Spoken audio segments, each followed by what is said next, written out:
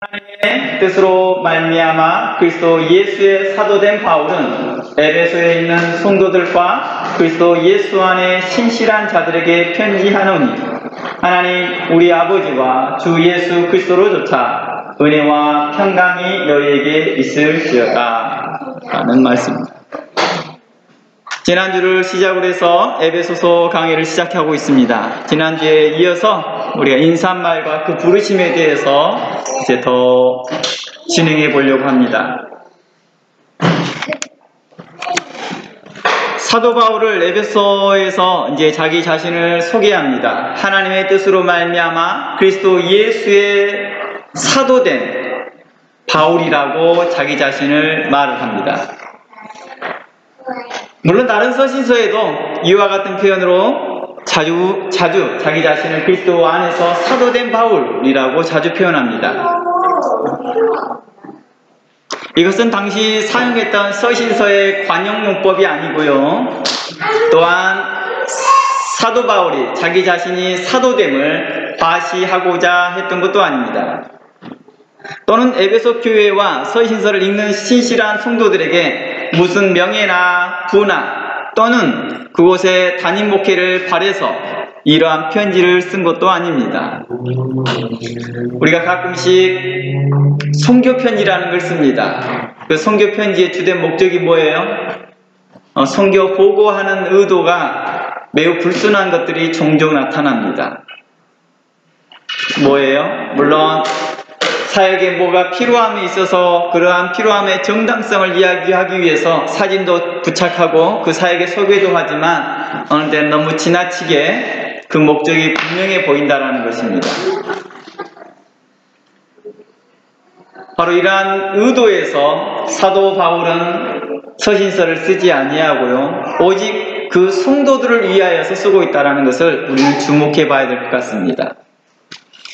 어느 서신서에서는 불명코 사도 바울이 사도행전을 같은 경우에 보면 어떤 내용들이 나오냐 하면 불명코 어느 교회에 우리가 연보가 필요하다. 이 연보라고 말하는 것은 오늘날로 말하면 선교 헌금이 필요합니다. 그들이 재정적으로 어려움이 있으니까 그들이 가뭄이 들어서 홍수가 나서 지금 급작스럽게 많은 성도들이 어려움에 있습니다. 도와주십시오 라고 하는 내용도 있었습니다. 그러나 모든 전반적인 내용은 성경에서는 그 성도들의 유익을 위하여서 선교 편지를 쓰고 있다는 것입니다. 우리는 이 점에서 우리와 사도 바울이 썼던 편지와 우리가 자주 사용하였던 선교 편지와의 차이점들을 볼 수 있을 것입니다. 어떻게 해서 사도 바울이 그때 당시엔 사진 한 장도 없던 그런 시기에 어떻게 사도 바울의 그 사역들을 신뢰하고 그렇게 할 수 있었을까? 그것은 오직 복음의 힘이었다는 것입니다. 복음의 힘이요. 다른 사람들에게 자기의 그 사역들을 나열하고 설명하면서 과장된 표현을 통하여서 내가 이렇게 하니까 내게 선교금을 주십시오 라고 말하는 것이 아니라 내가 이러이러한 복음을 증거하고 있고 이러이러한 복음으로 당신들에게도 유익하였으면 좋겠고 이러이러한 복음이 당신들을 세우고 당신들의 건강해졌으면 좋겠고 당신들의 교회 안에 있는 문제들도 또한 해결되어졌으면 좋겠다라고 했습니다. 이러한 서신서를 읽었던 사람들이 마음에 감동이 옵니다. 복음의 힘을 믿는 거죠. 말씀의 힘을 믿는 거죠. 우리가 종종 자주 선교 편지를 받다 보면 우리 마음이 불편할 때가 무엇입니까? 의도가 뻔히 보여요.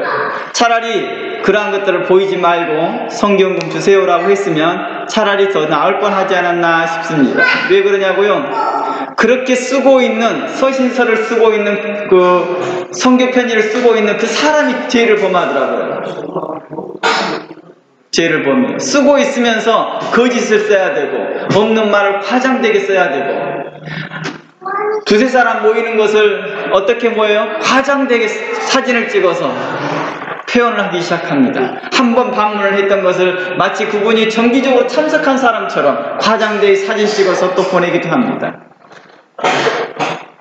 사도 바울이 이 서신서를 썼을 때 그가 자기 자신을 누구라? 그리스도 안에 있는 그리스도로 말미암아서 사도된 바울이라고 말하였고 또한 하나님의 뜻으로 말미암아서 사도되었다라고 표현했던 이 표현이 그들에게 뭘 말하고 싶었던 것입니까? 내가 지금 현재 증거하고 있는, 내가 사도로서 에베소 교회에 증거하고 있는 이 내용은 권위가 있다. 아버지의 뜻으로 말미암았던 것이다. 라고 말하고 싶었던 것입니다. 왜냐고요? 사도 바울의 서신서 특징들을 보면 1절에서 한 3절 정도는 그들을 격려하는 말을 씁니다. 칭찬하고 축복하는 말을 씁니다. 그러나 그 이후부터는 그들에게 강력한 책망의 말씀이 많거든요. 그들에게 축복되는 말씀보다도 도리어 책망하고 바르게 하고 교훈된 말씀들이 훨씬 양이 많았거든요. 그들의 문제에 직접적으로 지적하기도 합니다. 그러니 이 말이 너희들이 무엇을 받으라? 하나님의 뜻으로 말미암아서 된 사도 바울이, 사도된 내가 너희들에게 하는 말이니 너희는 이 말을 마음에 무엇으로 받지 말라? 개인적인 말로, 언사로 받지 말라. 개인적인 말로 받지 말거나 나에게 감정을 두거나 나에게 대해서 개인적으로 나를 판단하지 말라. 이런 뜻으로 이해될 수 있겠죠.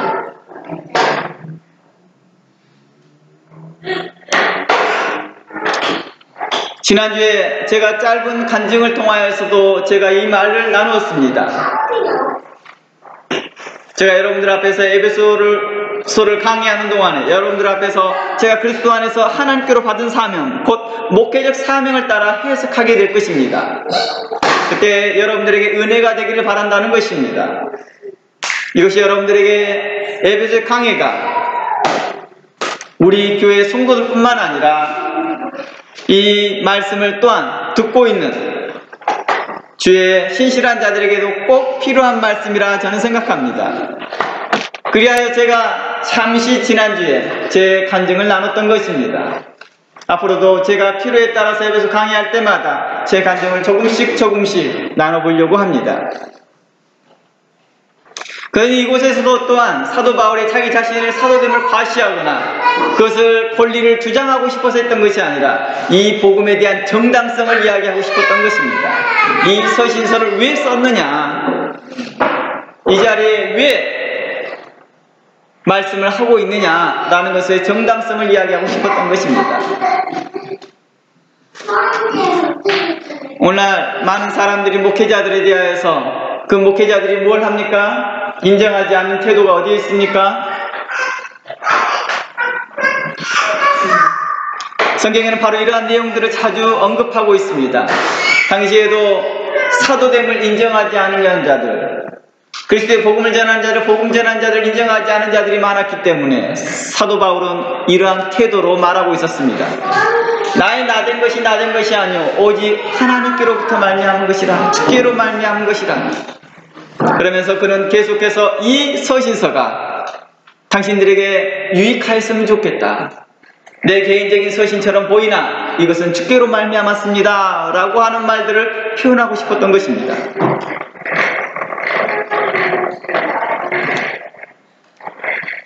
즉 사도 바울이 이러한 것들은 자기 자신 안에 있는 어떤 신앙 고백과 같은 것이겠죠. 내가 당신들에게 책망하고 바르게 하고 그리고 그들에게 대하여서 의롭게 교육해야 될 책임과 의무가 내가 하나님께로부터 받았습니다. 그러니 여러분들에게 대하여서 하는 책망과 의로움과 교훈함에 대해서 여러분들이 마음 상하지 말기 바랍니다. 오직 하나님께로 향해서 그 음성을 듣고 그 음성이 하나님께로 왔음을 분별하시길 바랍니다 라고 하는 태도였을 것입니다. 사도 바울이 이렇게 자신을 짧고 단호하게 자신을 표현했던 이러한 표현들을 통하여서 사도 바울은 이 서신서를 읽는 사람들로 인하여서 분명하게 이해하기를 원했다는 것입니다. 하나님의 말씀이 우리를 통해서, 선지자를 통해서 말씀하시고 사도를 통해서 말씀하신 것을 성도들이 이해하고 믿고 믿음으로 받기를 바랬던 것이겠죠. 심지어는 사도 바울은 말씀을 열심히 가르치고 떠난 후에 사도 바울의 이 사도성의 논란 때까지 있는 그런 교회에도 여전히 그 믿음을, 그에 대한 사랑을 잃어버리지 않냐고 믿음으로 또한 말합니다. 그들에 대해 심한 배신감도 느꼈을 거고, 열심히 말씀을 통하여 양육하였고 가르쳤던 그 교회가 자신의 사도성을 가지고 또 왈가왈부할 때 사도 바울의 마음이 그렇게 좋진 않았을 거라고 봅니다. 당시에 사도성 논란이라고 말하는 것은요, 단순한 사도성 논란에서 끝나는 게 아니거든요. 이게 어디까지였냐? 그 교훈이 하나님께로부터 오지 않았다. 즉 이것은 사람의 말이다. 이 말은 곧 이단성이 있다. 이런 말까지 확장이 되기 때문입니다. 그러니 사도 바울의 마음에 얼마나 큰 상심이 있었겠습니까?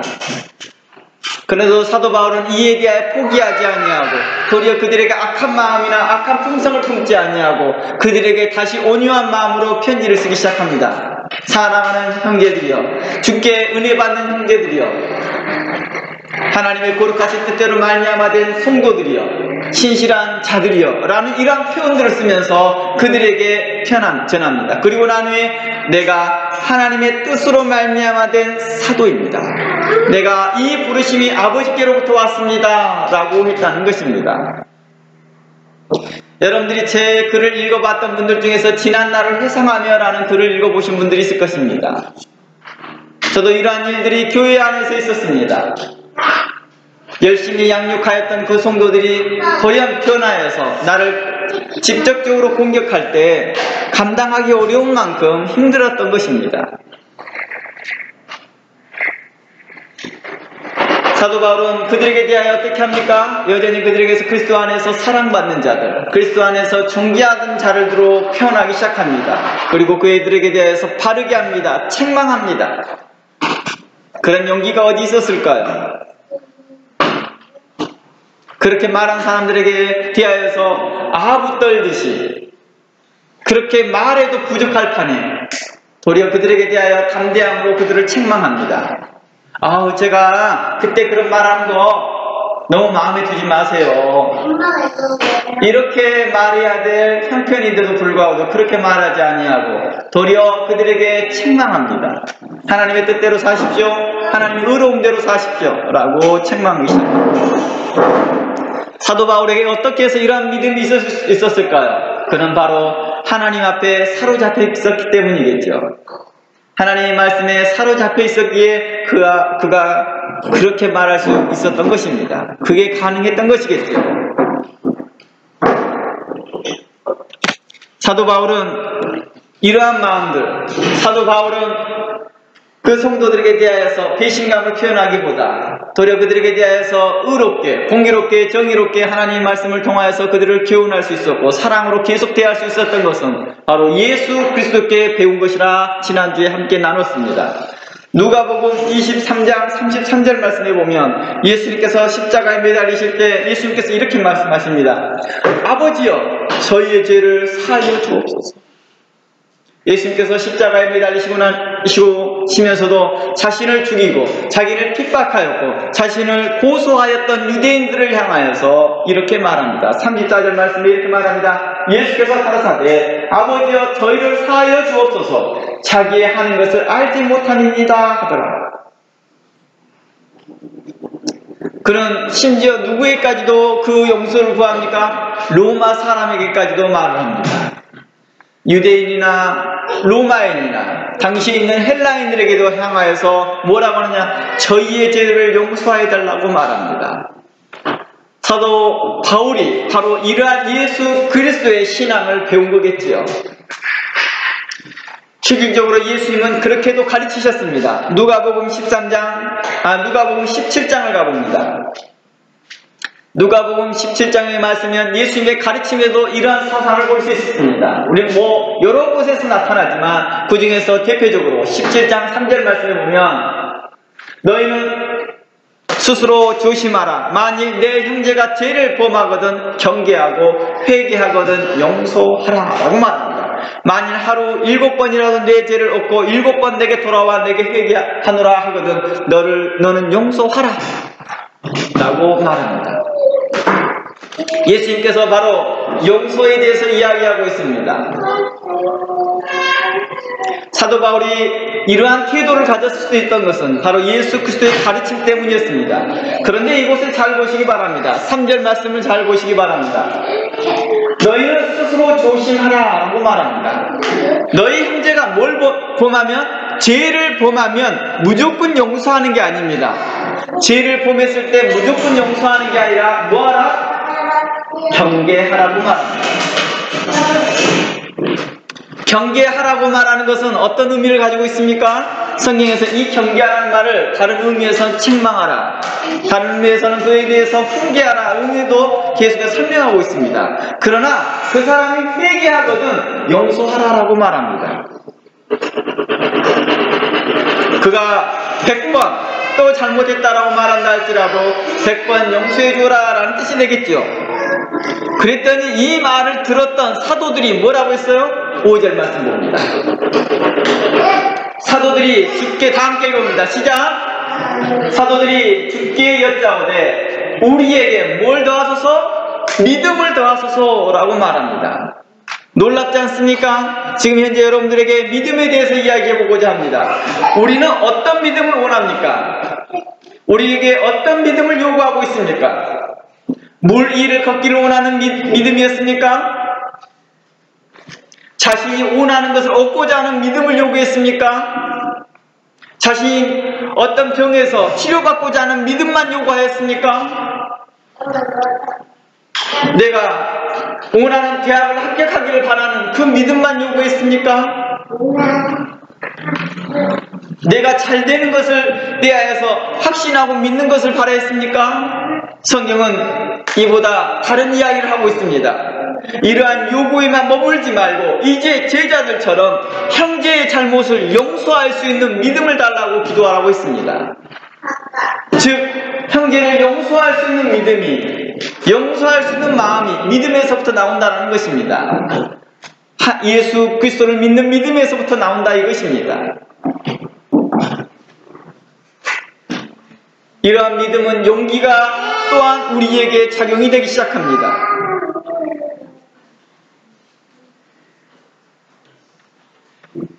사도행전 2장 36절 말씀에 이렇게 말합니다. 사도 베드로가 오순절 때 사람들이 많이 모여와 있을 때 이렇게 말합니다. 이 36절 말씀에 이스라엘 온 집이 정령이 알지니, 사도 베드로는 이제 성령이 임하고 그들에게 방언이 일어나고 그들에게 하나님의 역사가 일어날 때 그들이 이제 깨닫기 시작합니다. 그리고 많은 사람들이 몰려와서 이 일이 무슨 일인가 하고 쳐다보고 있을 때 사도 베드로는 그들에게 일어서서 이렇게 말합니다. 이스라엘 온 집은 정령이 알라. 너희가 십자가에 못 박힌 이 예수, 즉 이 온 이스라엘 집이라는 말은 어떤 의미 있습니까? 당신 유대인들이요, 많은 유대인들이 보고 있었으니까 그 유대인들에게 말합니다. 당신들이 예수님을 십자가에 못 박지 않았습니까? 그 예수가 바로 우리의 그리스도가 되었습니다 라고 말하고 있습니다. 저희가 이 말을 듣고 마음에 찔려 베드로와 사도들에게 물어 가로되 형제들아 우리가 어찌할꼬 하였으더니 베드로와 사도가 너희들이 결단코 심판받을 것이다 라고 말하지 아니하고 주께서 당신들을 용서하실 것이다 라고 말했던 거겠죠. 베드로가 가로되 너희가 회개하라, 각각 예수 그리스도의 이름으로 세례를 받고 제3을 받으라, 그리하면 성령을 선물로 받을 것이다 라고 말합니다. 어디에서 사도들은 이러한 말을 얻었을까요? 자신들이 경험을 통하였어요. 사도들도 어땠습니까? 예수님을 떠나고 예수님에 대하여서 어느 때는 모른다고 배신을 하면서 멀리 도망가였으나 예수님께서는 그들에게 다시 친절히 찾아오셔서 그들에게 교훈하고 가르쳤다는 것입니다. 심지어는 다시 부활하시고 난 후에도 그들에게 말합니다. 너의 믿음이 없는 자 되지 말고 믿음 있는 자 되라. 그들을 책망하고 바르게 합니다. 그들이 그러한 용서함을 받았던 사람들입니다. 사도들이 그러한 용서함을 받았기에 그들은 또한 그 유대인들에게도 동일하게 말할 수 있었던 용기가 있었던 것입니다. 제가 용서함 받은 것처럼 당신들도 그렇게 회개하고 주께 돌아온다면 하나님이 당신들을 구원하실 것입니다. 당신들에게 성령을 선물로 주실 것입니다 라고 약속했습니다.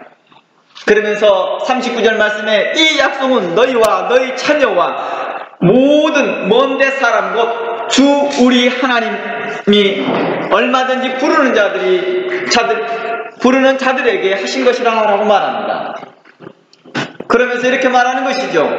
지금 현재 여러분들이 많이 포함된 게 아닙니다.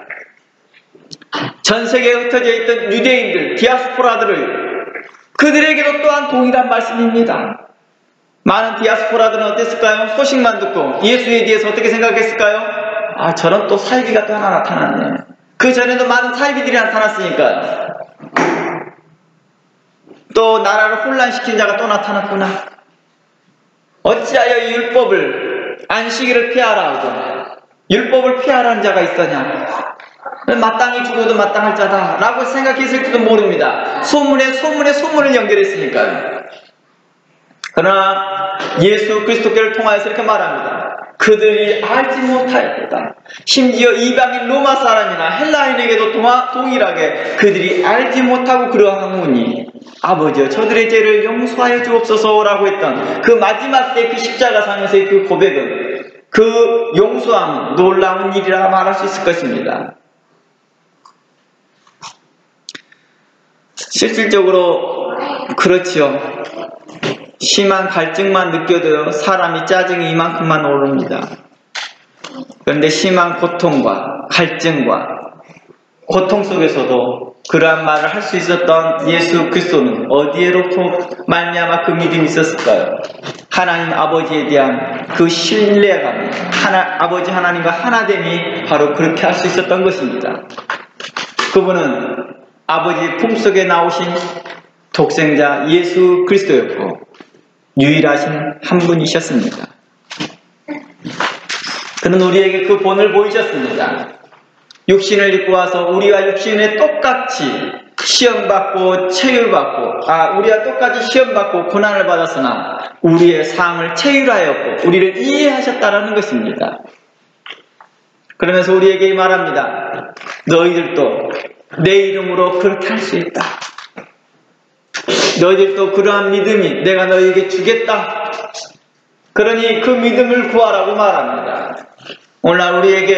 오늘날 교회가 무엇이 필요합니까? 바로 이 믿음이 필요한 것 같습니다. 저들의 죄를 용서해 주십시오. 사도들이 이렇게 말합니다. 우리에게 믿음을 더해 주시옵소서. 우리도 바로 그러한 믿음이 필요한 것입니다. 오늘날 교회 형제들 가운데 잠시 자신과 다르고 잠시 자신과의 다른 문제로 다투어 있는 문제에 대해서 용서하지 아니하고 마음에 뭘 가지고 있습니까? 악한 마음을 품고 있습니다. 사랑으로 대하는 걸 잃어버리기 시작합니다. 물론 우리가 감정이 있다 보니까 쉽게 그 문제가 해결되지 않더라도 말씀을 들고 한 주가 지나고 두 주가 지나고 한 달이 지나면 그 문제가 우리의 삶 가운데서 해결되어야 되고 예수 그리스도의 사랑으로 말미암아서 그 악한 마음이 녹아내려야 되는데 용서치 못한 마음이 녹아내리지 못하고 그에 대한 형제에 대해서 계속 악한 마음이 품거나 아니면 다른 마음을 품는 것을 옳지 못하다고 말합니다. 그것을 어떻게 말하고 있어요? 믿음이 없다라고 말하고 있다는 것입니다. 오늘날 우리가 교회가 왜 이렇게 분쟁이 많고 다툼이 많습니까? 목회자의 탓이다, 누구의 탓이다 라고 말하나 본질적으로 교회가 믿음이 없어서 그런 것이겠죠. 오늘날 교회 안에 믿음이 있기를 바라고 있다는 것입니다. 그랬더니 사람들이 말합니다. 나는 믿음이 있어요. 예수님이 하나님의 아들인 걸 믿습니다 라고 말했더니 귀신도 그렇게 믿고 떠느니라. 야고보서에 말하기 이렇게 말합니다. 귀신들도 바로 예수님이 하나님의 아들인 걸 믿고 두려워하고 있다. 그런 믿음을 내가 말하는 게 아니라 너희 형제를 사랑할 수 있는 믿음, 너희 형제를 용서할 수 있는 믿음을 가지라 라고 말합니다. 의학적으로도 그런다 합니다. 사람들이요, 병이 오래 있는 사람들을 향하여서 이렇게 말한다 합니다. 용서하십시오. 주변의 사람들을 용서하십시오 라고 말합니다. 그러면 가지고 있는 질병이 나은데요. 그랬더니 다른 심리하는 사람들도 다 그런 태도를 취하더라고요. 그러니까 마음의 질병이 어디에 왔습니까? 용서치 하지 못하면서 오는 것들이 참 많은 것들을 볼 수 있다는 것입니다. 성경은 이렇게 말합니다. 예수의 이름으로 용서하라. 예수의 이름으로 그들을 축복하라 라고 말합니다. 또한 그들을 위해 기도하라고 말합니다.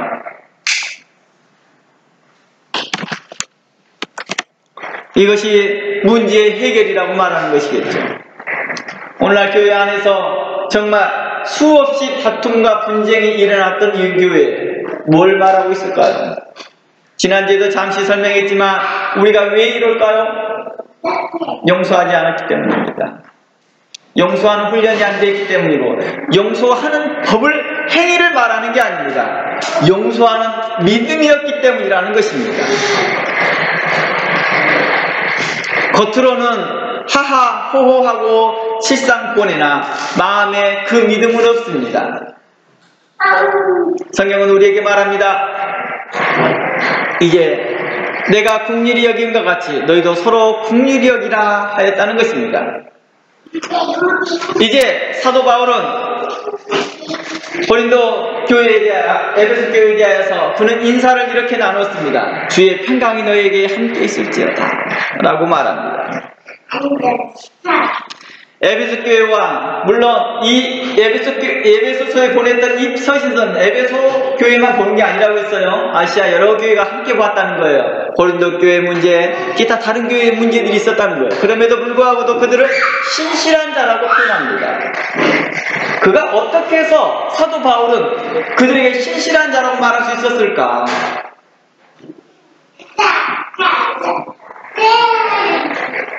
만일 하나님께서 에베소 교회와 고린도 교회를 긍휼히 여기지 아니하시고 심판의 목적이라면 사도 바울에게 이러한 주의 은혜와 평강을 전하는 마음을 주시지 않았을 것입니다. 만약 그들을 심판의 주된 목적이라 한다면 하나님께서는 그들에게 선지자를 보내지 않을 거라는 것입니다. 요나서를 자세히 읽어보면 요나가 니느웨를 갔을 때 하나님께서 처음부터 그 마음의 작정이 어디에 있었어요? 니느웨를 용서하기로 작정해 버리시죠. 주된 초점은 어디 있었습니까? 요나가 가서 선포만 해주기를 바라는 것입니다. 그랬더니 요나가 어떻게 해요? 그게 마음이 기쁘지 않으니까, 그게 하나님의 마음이 기쁘지 않으니까 동네 니느웨에 돌아다니면서 이렇게 말합니다. 하나님께서 당신들을 심판하실 것입니다. 당신들이 심판하실 거예요. 회개 안 하면요 그럼 죽어요. 이런 식으로 말합니다. 듣든지 말든지 속으로 중얼중얼거리고 다녀요. 왜 그래요? 기쁘지 않으니까. 그런데도 놀랍도록 그들이 그 말도 듣고요 회개합니다. 그리고 심지어 어떻게 회개하느냐? 자신들의 짐승이나 자신들의 가축들을 다 베옷을 입히고 왕부터 신하들까지 다 베옷을 입고 회개합니다. 하나님께서는 그들을 용서합니다. 그러면서 요나에게 가르치고 싶었던 게 뭐였을까요? 내가 너를 이렇게 용서한다, 너희 백성들을 이렇게 용서한다라는 것을 가르치고 싶었던 것입니다. 그리고 하나님께서는 심판의 목적이 아니라 구원의 목적이 있다라고 말하는 것입니다. 사도 바울이 에베소 교회나 고린도 교회 서신서를 쓰고 난 후에 그 다음 말에 책망하는 말로 일관되어진 이 내용은 무엇이었을까요? 그들을 정말로 미워했거나 심판하고자 하는 의도가 아니라는 것입니다. 정말 심판하고자 하고 그들을 책망하여 그들을 죽일 목적이었다 한다면 아예 책망조차도, 그들에게 교훈조차도 하지도 않을 거라고 말하는 것입니다. 사도 바울에게 이러한 서신서를 쓰도록 성령께서 처음부터 입을 막을 거라는 것입니다. 에스겔서 3장 26절 말씀에 이렇게 말합니다. 에스겔 3장 26절 가봅니다.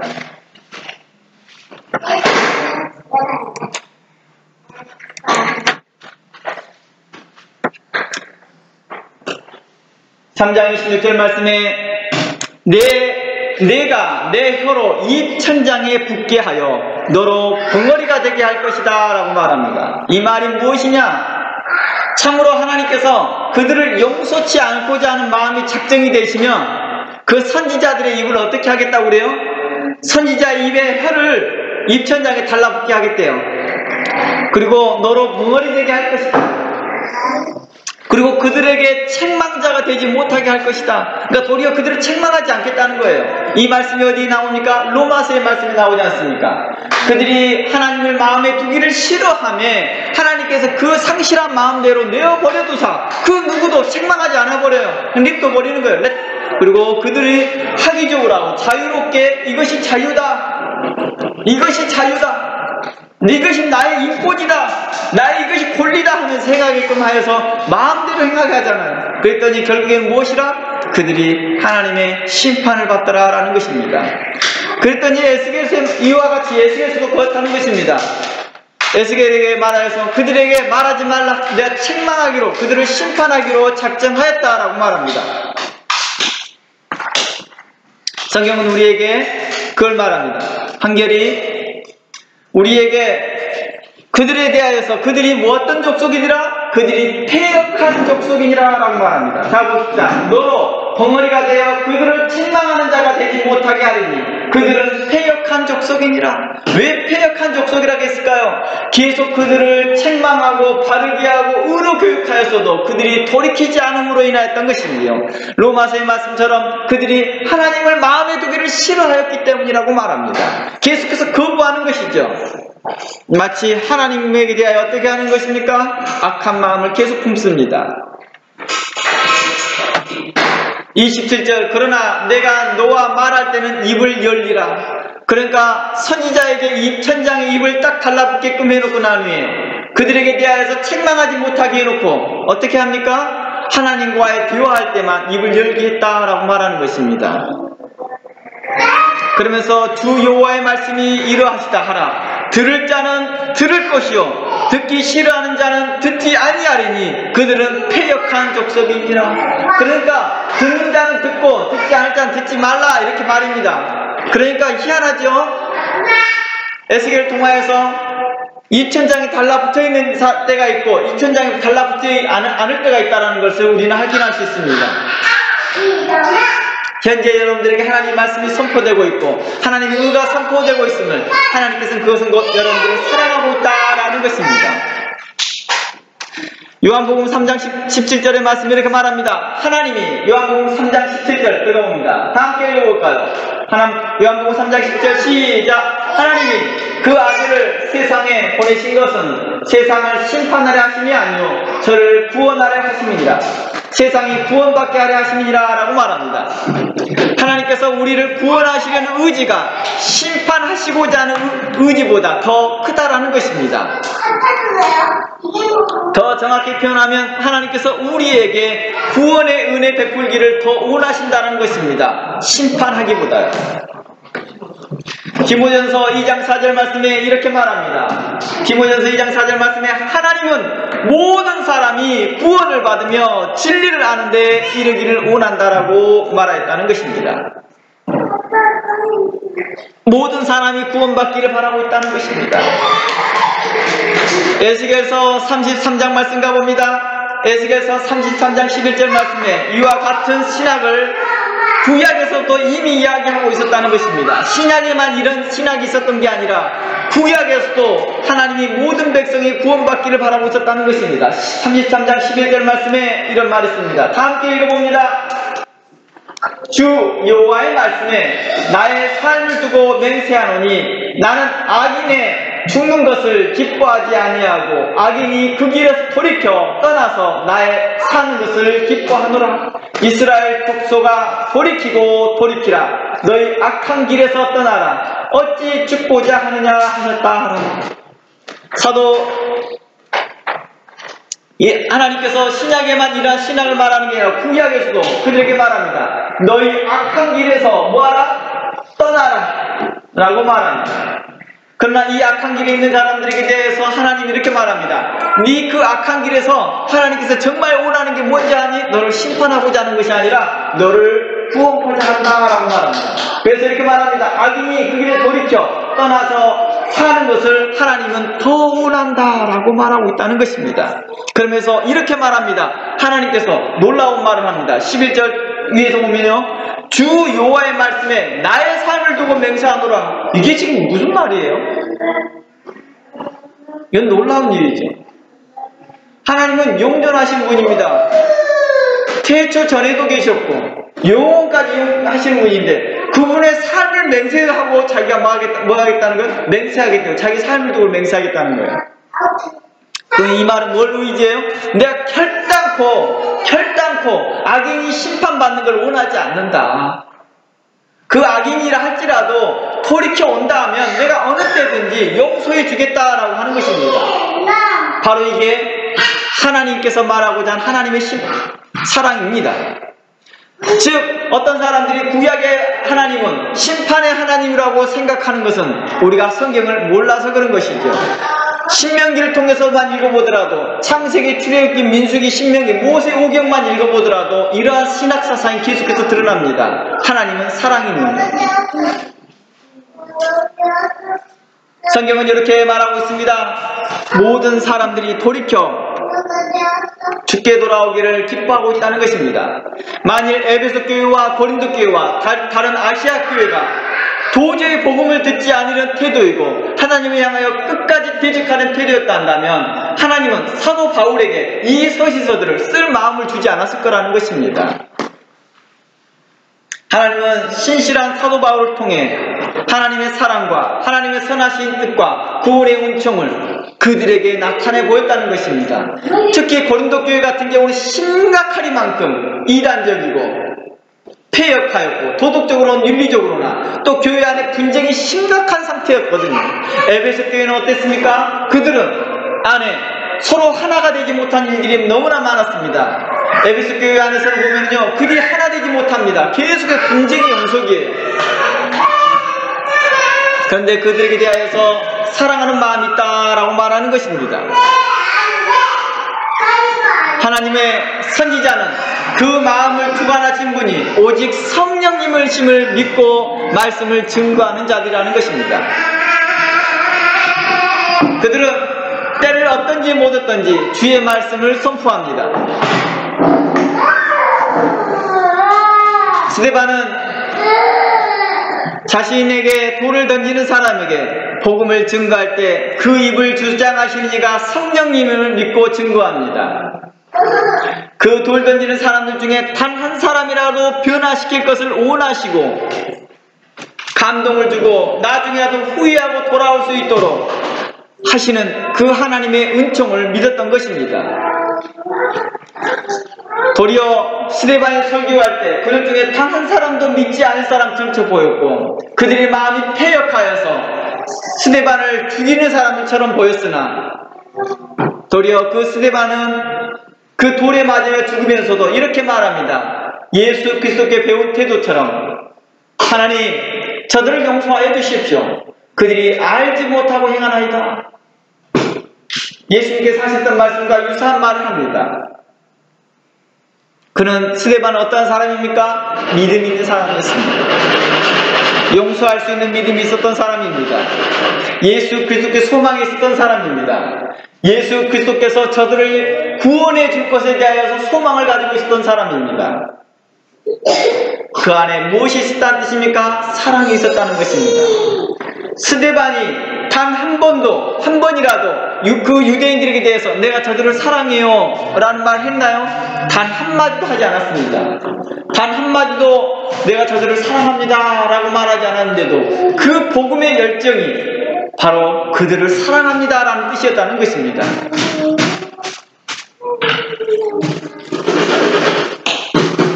후에 어떤 일이 있었습니까? 바로 사울이라는 자가 나중에 회개하고 돌이키면서 그때 일을 회상합니다. 저는 솔직히 사도 될 만한 자격이 없었던 사람입니다. 그러나 하나님의 은혜로 말미암아 사도가 되었습니다. 솔직히 저요 스데반을 죽일 때요 그 옆에서 옳다 하면서 잘한다 하면서 돌 던지는 사람들의 옷을 집어주고 옷을 들어주었던 사람입니다. 저는 그런 악한 일에 함께 참여했던 사람입니다. 그러나 예수 그리스도의 피의 공로로 하나님의 그 놀라운 은총으로 말미암아서 제가 사도가 되어져서 여러분들에게 말씀을 증거하는데 정말 사도들 중에서 가장 작은 자입니다. 저는 이렇게까지 하면서 그 사도들에게 성도들에게 말하고 싶었던 건 뭡니까? 여러분들, 제가 사도다 아니다라는 걸 말하고자 하는 게 아닙니다. 여러분, 제가 증거하는 것이 아버지께로 왔음을, 예수 그리스도께로 왔음을 제가 증거하고자 하는 것입니다. 그러니 저를 사도로서, 믿음의 그 본의로서 인정하고 이 말씀을 받아주기를 바랍니다.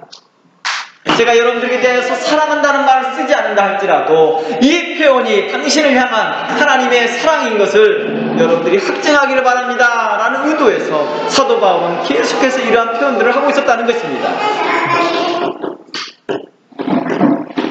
그러나 어떻습니까?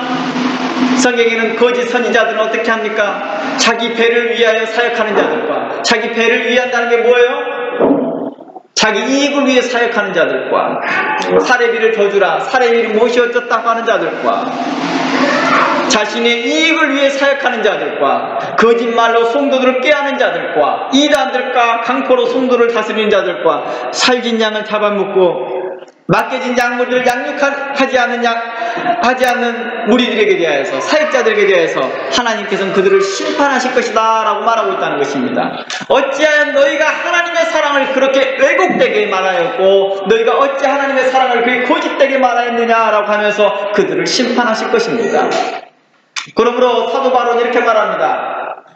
성경에 또 다 이렇게 말합니다. 너희가 평안하다, 안전하다, 교회 안에서 좋은 말만 하고 너희들 다 잘해요, 하나님 다 사랑해요 라고 말을 했던 그런 사람들에 대하여서 너희들에게 심판이 있을 것이다. 너희들이 백성의 문제들을 심상히 대충히 고쳐주고 평안하다, 안전하다는 그 사람들에게 대하여서 심판이 있을 것이다.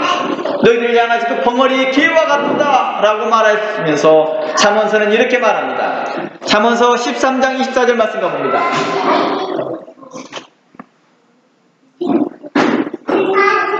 잠언서 13장 24절 말씀.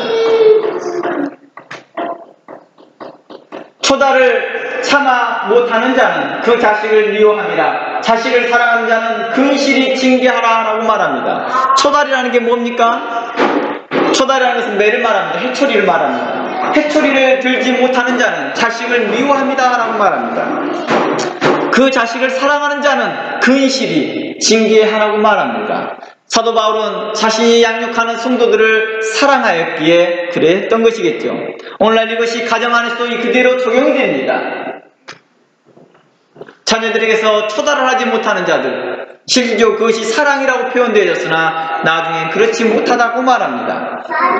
29장 15절, 잠언서 29장 15절 말씀에는 이러한 말에 대해서 이렇게 표현하고 있습니다.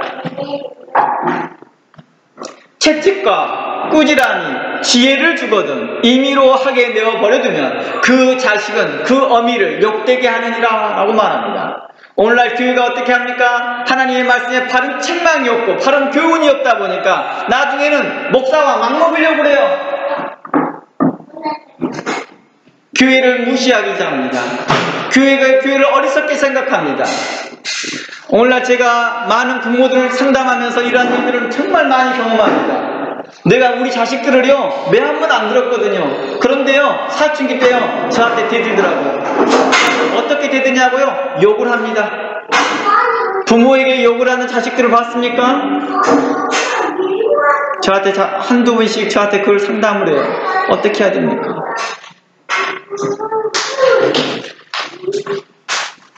그들이 채찍과 꾸지람으로 그들에게 지혜를 주지 않았기 때문입니다.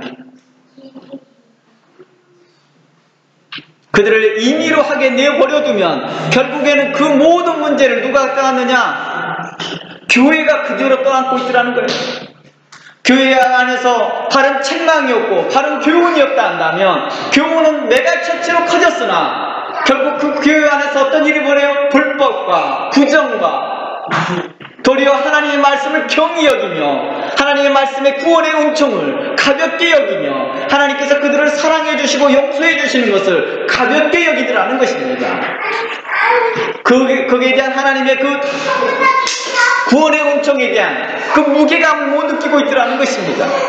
너 구원받았네, 나 구원받았네 하면서 노래를 부르기를 하나 찬양을 하나 그 마음에 불법을 행하고 있더라는 것입니다. 형제를 사랑하지 못하고 형제에 대해 용서하지 못하고 그들 안에 믿음이 없다는 것입니다. 오늘날 성경은 우리에게 이러한 부분을 통하여서 사도 바울을 통해서 우리에게 말을 하고자 했던 건 뭘까요? 사도 바울이 이제 에베소 교회를 가르쳐 너희 신실한 성도들이여, 실질적으로 오늘날의 후의 내용을 보면 에베소 교회는 신실하지 않는 모습이 많은 것처럼 보입니다. 그럼에도 불구하고 신실하다. 그러면서 그 신실한 성도들이여 이제 믿음을 갖고 나의 책망을 들으라. 신실한 성도들이여 이제 내 책망을 듣고 나의 교훈을 듣고 지혜를 얻으라. 나의 책망과 꾸지람을 듣고 지혜를 얻으라. 하나님을 경외하는 지혜를 얻고 하나님을 경외하는 지식을 얻으라. 하나님의 말씀이 뭘 하느냐? 하나님을 경외하는 법을 배우게 한답니다. 그러므로 어떻게 하나님을 경외하는 법을 배우라. 저희도 저희 자녀들이 있습니다. 저희 자녀들에게 대해서 그렇게 책망하고 바르게 하는 이유가 뭘까요? 바로 하나님을 바르게 경외하는 법을 가르치고자 한다는 것입니다. 오늘날 많은 젊은 세대들이나 많은 부모들이 어떻게 합니까? 자기 자식 사랑하는 것을 배웁니다. 그러면 자기 자식 사랑하는 것에 대해서 책망하지 않습니다. 교훈하지도 않습니다. 렛댐고. 그러면서 그에 대해서 누구라도 지적을 하게 되면 왜 우리 자식 가지고 그러냐고 그럽니다. 그러니 세상이 어떻게 돼요? 악하고 또 악한 일에 함께 본받아서 하나님의 심판을 자초하더라는 것입니다. 저는 세상을 말하려고 하는 게 아닙니다. 오늘날 교회가 그러고 있음을 내가 말하고 있습니다. 교회 안에 성도들끼리 어떤 일이 발생합니까? 어느 목사님 자녀가 너무나도 문제를 많이 일으키는 거예요. 주일학교 안에서요. 모든 애들을 때리고 다니고 모든 애들이 울리고 다닙니다. 그걸 바라보고 있던 교사 선생님이 목사님 자녀들이 너무 하니 한 번만 좀 이렇게 좀 도와주세요. 그랬더니 우리 자식은 아무 문제 없는데 우리 왜 이렇게 살까요?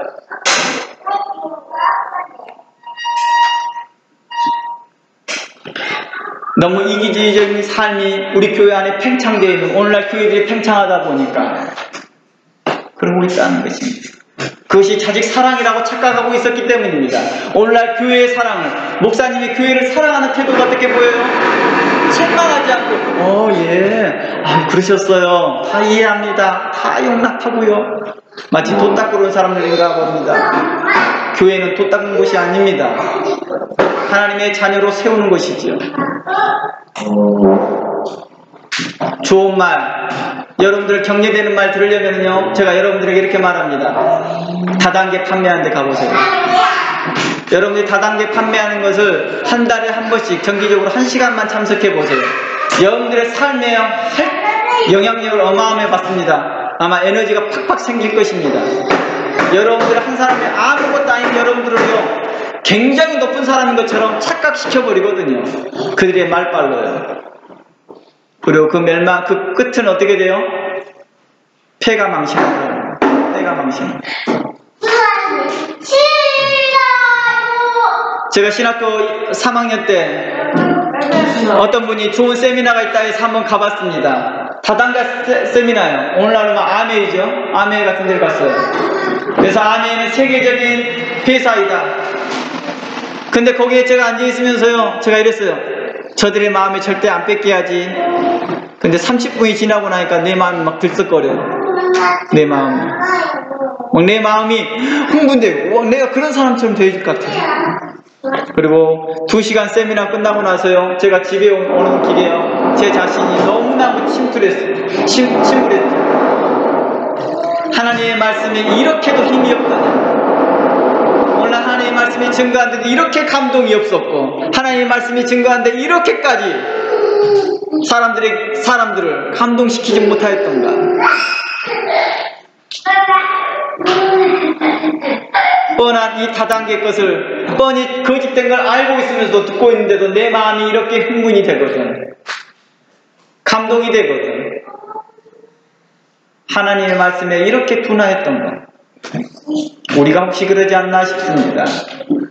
오늘날 교회에 가서 여러분들에게 대해 칭찬하는 소리, 여러분들을 감동주는 소리에 너무 익숙하다 보니 여러분들이 하나님의 지혜에 대하여 알지 못하여 그것이 그대로 여러분의 가정 안에 흐르다 보니 여러분의 가정의 자녀들이나 여러분의 스스로에게도 하나님의 자녀로서 어떻게 합당히 살아갈지를 또 교훈할지를 알지 못하더라는 것입니다.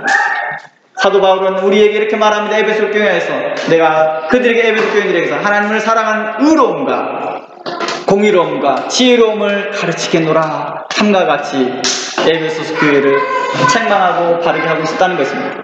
다음 주에 연결해서 더 살펴보겠습니다. 기도하겠습니다. 하나님 감사합니다. 우리를 세우시고 인도하시고 불러주심을 감사합니다. 에베소 강의하는 동안에 우리 교회를 하나님께서 인도하시고 붙들어 주사 주의 말씀 안에서 합당한 지혜를 얻게 하여 주시옵소서.